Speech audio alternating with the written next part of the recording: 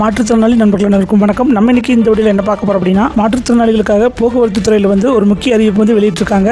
அதை பற்றி நம்ம இந்த வீடியோவில் டீட்டெயிலாக பார்க்க போகிறோம். அண்ட் வீடியோக்குள்ளே போகிறதுக்கு முன்னாடி இது வரைக்கும் வந்து நம்ம சேனலை சப்ஸ்கிரைப் பண்ணலாம், சப்ஸ்கிரைப் பண்ணி கூடயே பெல்லையை ஆன் அடிச்சிருங்க. அப்போ தான் நம்ம போகிற வீடியோ எல்லாமே உங்களுக்கு நோட்டிஃபிகேஷனாக உடனுக்குடனே அப்டேட் ஆகிட்டு இருக்கும். ஓகே, வாங்க வீடியோக்குள்ளே போயிடலாம். அதாவது போக்குவரத்து துறையில் வந்து பார்த்தீங்கன்னா, மாற்றுத்திறனாளிகளுக்கு வந்து அப்பப்போ வந்து சில அறிவிப்புகளை வந்து சுற்றறிக்கையை வந்து வெளியிட்டு வந்துட்டு இருக்காங்க. இருந்துமே ஒரு சில இடங்களில் வந்து பார்த்தீங்கன்னா, பேருந்துகளில் மாற்றுத்திறனாளிகளுக்கு இன்னும் சில குறைகள் வந்து இருந்த வண்ணம் தான் இருக்குது. தற்போது தமிழக போக்குவரத்து துறை நடத்துனர் ஓட்டுநர்களுக்கு வந்து முக்கிய அறிவுரைகளை வந்து வழங்கி இருப்பதுடன் இது குறித்து வந்து சுற்றறிக்கை ஒன்றையும் வெளியிட்டிருக்காங்க.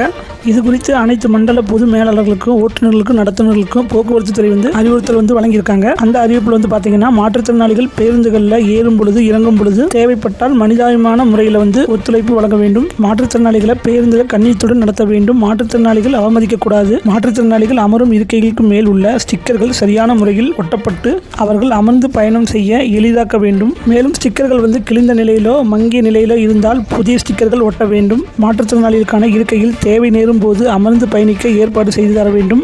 எந்தவித புகார்களுக்கும் இடமளிக்காமல் நடவடிக்கை எடுக்க வேண்டும் என்று அனைத்து மண்டல பொது மேலாளர்களுக்கு வந்து ஓட்டுநர்கள் நடத்துனர்களுக்கு வந்து போக்குவரத்து துறை வந்து அறிவுறுத்தல் வழங்கியிருக்காங்க. மேலும் மாற்றுத்திறனாளிகளுக்கு சலுகைகள் வந்து ஏற்கனவே தமிழகம் முழுவதும் உள்ள மாற்றுத்திறனாளிகள் பேருந்து கட்டணத்தில் வந்து 75% சலுகையும் அளிக்கப்பட்டுள்ளது. அதன்படி வந்து பார்வை மாற்றுத்திறனாளிகளுக்கு தங்கள் ஏறும் இடத்திலிருந்து 100 கிலோமீட்டர் தூரத்தில் வந்து கட்டணம் இல்லாமல் பயணிக்கலாம்னு, அதற்கு மேல் உள்ள தூரங்களுக்கு 75% கட்டண சலுகையும் அளிக்கப்பட்டுள்ளது. மீதி 25% கட்டணம் மட்டுமே செலுத்தினால் போதும். அதே போல பழைய பயண அட்டையை காண்பித்து பேருந்துகளில் கட்டணம் இல்லாமல் பயணிக்க மாற்றுத்திறனாளிகளுக்கு அனுமதி அளிக்கப்பட்டுள்ளது. இப்படிப்பட்ட சூழலில் மாற்றுத்திறனாளிகளை கண்ணியத்துடன் மனிதாபிமானத்துடன் நடத்த வேண்டும் என்று போக்குவரத்து துறை வந்து சுற்றறிக்கை வந்து வெளியிட்டிருக்காங்க. ஓகே என்பா, இந்த வீடியோ பற்றி உங்கள் கருத்துக்களை கமெண்ட் செக்ஷன் சொல்லுங்கள். இந்த வீடியோ பிடிச்சிருந்துச்சுன்னா லைக் பண்ணுங்கள், ஷேர் பண்ணுங்கள். ஓகே என்பா, நம்ம இன்னொரு அப்டேட் சொல்லிக்கலாம்.